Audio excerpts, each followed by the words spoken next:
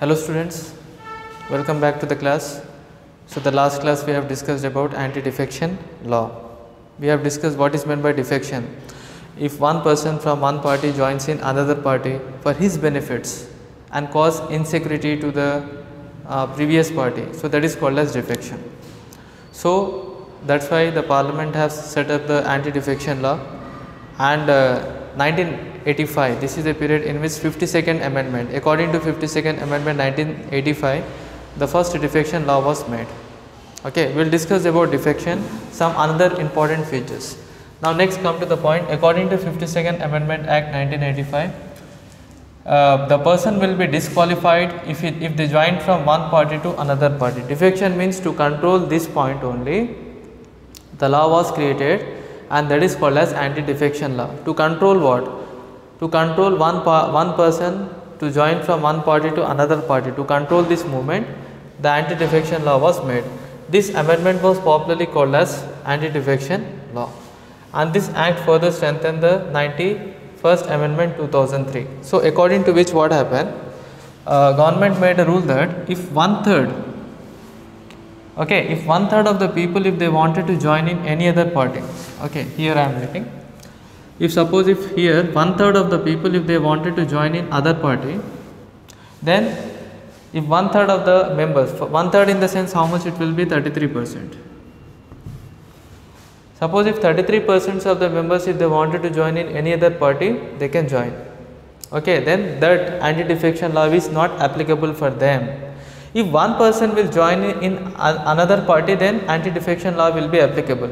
If one third persons means 33% members which are there in the party, if they join in any other party, then anti-defection law will not be applicable. So that was also written. Anti-defection law. So anti-defection law is not applicable. So how much if one third of the people? Then what happened? Then also what happened in a large number of people? 33% of people, a large number of people started joining. One third means how many members will be sometime according to the depending upon the strength. Okay, in some political party one third means 8 members will be. In some political party one third means 12 members will be. So that is, it seems more, but actually that is very less.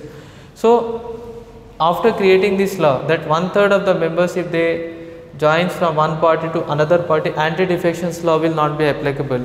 Then large number of people started moving from one party to another party. At last the government have to change.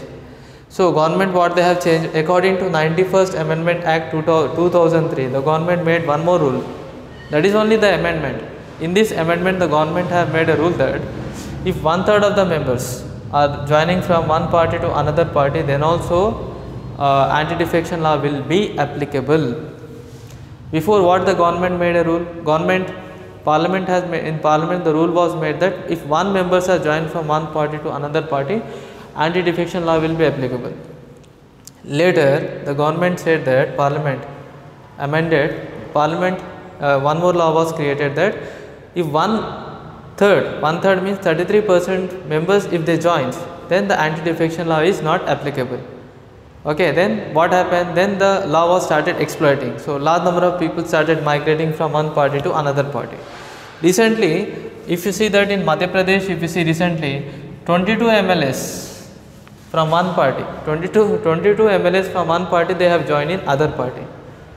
So this is the main thing. So here one third, it seems more, but actually it depends upon the size. So after creating this law, already this law was there, so large number of parties have misused the law. So large number of people started migrating from one party to another party. So later the government have changed the rule. Okay, now the government have made a rule that one third of the people, if they wanted to join from one party to another party, then also the anti-defection law will be applicable. Okay, so government changed a new rule. Government have made amendment for a new rule that, what is this amendment? 91st amendment, this only, that if one third of the member, also if they wanted to join with other party, then anti-defection law will be applicable. Before, government, what they have made a rule that if one person will join from one party to another party, anti-defection law will be applicable. If one third will join, anti-defection law will not be applicable. But later when the government saw that in the parliament large number of people are started joining from one party to another party for their benefits. To control these corruptions, okay, to control the corruptions, one more law and one more amendment the government has brought, and this is the 91st Amendment Act 2003. According to this amendment, if 1/3 of the members also, if they joins from one party to another party, then anti-defection law will be applicable. So this is one rule. Okay, now I'll go forward. Anti-defection law is applicable, but here there are some cases where anti-defection law is not applicable. What are the cases? We'll see. So 1/3 was changed to 2/3. Now the government made a rule that not 1/3, but if 2/3 of the members are joined from one party to another party, then the anti-defection law is not applicable. Now see, so in this case, in these three cases, what will happen? The anti-defection law is not applicable for the particular person. What is the case? See, if the members from one party, if suppose in one party, if 2/3 of the members are joined from one party to another party, then anti-defection law is not applicable. If 1/3 will join, then it is applicable. First point, I think you have understand. In first point, what it was written that if 2/3 of the members are joined from one party to another party, then this anti-defection law will be applicable for that particular party. Second thing, they have made a provision. Okay, in this provision, 2/3, if 2/3 of the members from one party have joined from other party, anti-defection law will not be applied. Next one, if presiding officer in the sense if speaker only, if the speaker remove the person from the membership voluntarily, if the speaker will remove the members voluntarily, in that condition also anti-defection law is not applicable for that particular person.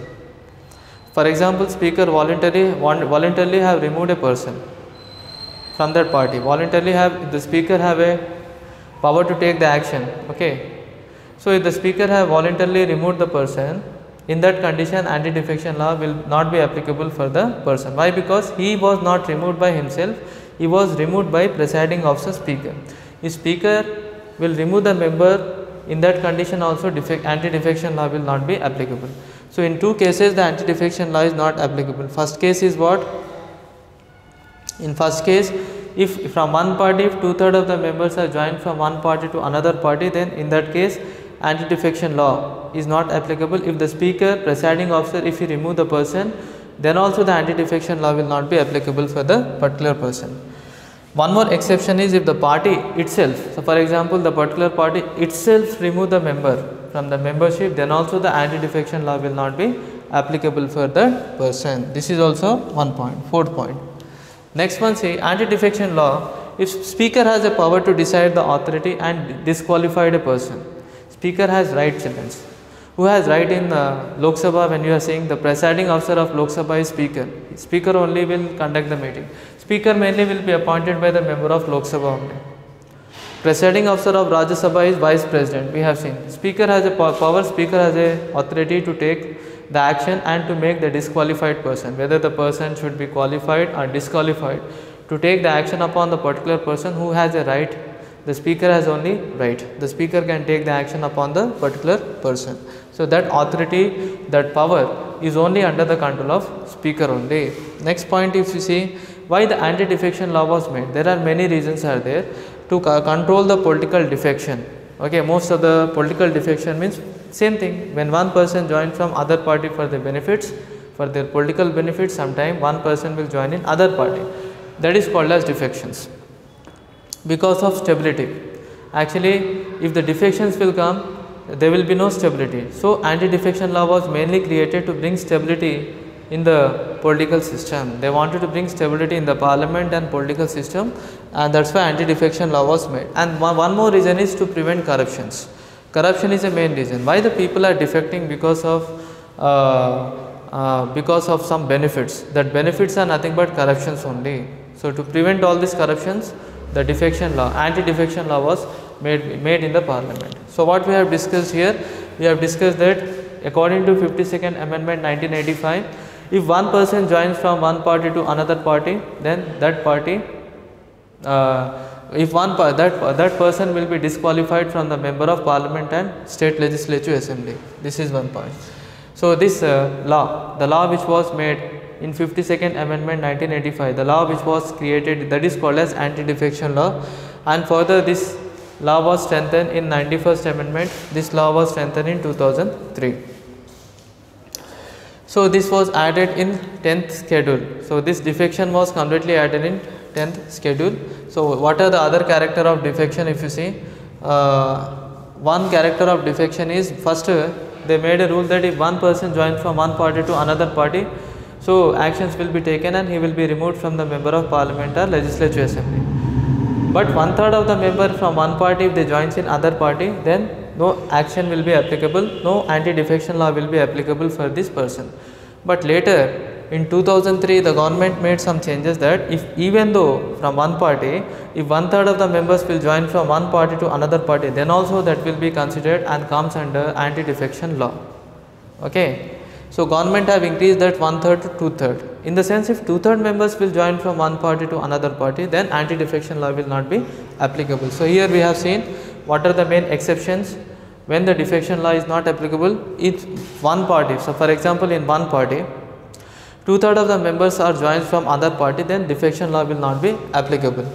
Second thing, if speaker voluntarily, the speaker will remove the member from the parliament or from legislature, means Lok Sabha, then also the anti-defection law will not be applicable. Why? Because here if the members voluntarily will remove, then that law will be applicable. But here what is happening, the speaker is taking action upon the particular person. In that condition defection law will not be applicable. Or anti-defection law is get exceptions only when party will expel the person from the membership. Imagine from any particular party, if they will remove the person, in that condition also anti-defection law will not be applicable. Who has right to take the action, whether the person should be qualified or disqualified? Disqualifying a person from the parliament or legislative assembly, okay, the actions will be under the control of speaker only. Speaker has only right. Okay, speaker, how it will be appointed in Lok Sabha? The majority parties which are there in Lok Sabha, from that only the speaker will be appointed. Okay, which party is majority party, from that only speaker will be appointed. Okay, so speaker has right to take the action upon the concerned person. So this act was even disutilized by the majority party, because the speakers will use most of the time, they have given the decisions in favor of majority party. So most of the time it was happened. Now this is the thing. Next, come to the point, prevent. Anti-defection law was made to control the political defections. Anti-defection law was made to bring the stability in the political system and also to prevent corruptions and all. Okay, anti-defection law was made, students. So this is the following point about anti-defection law. Characteristics and features of anti-defection law we have completed, students. Okay, we'll meet you in the next class. Okay, thank you everybody, children. Thank you very much.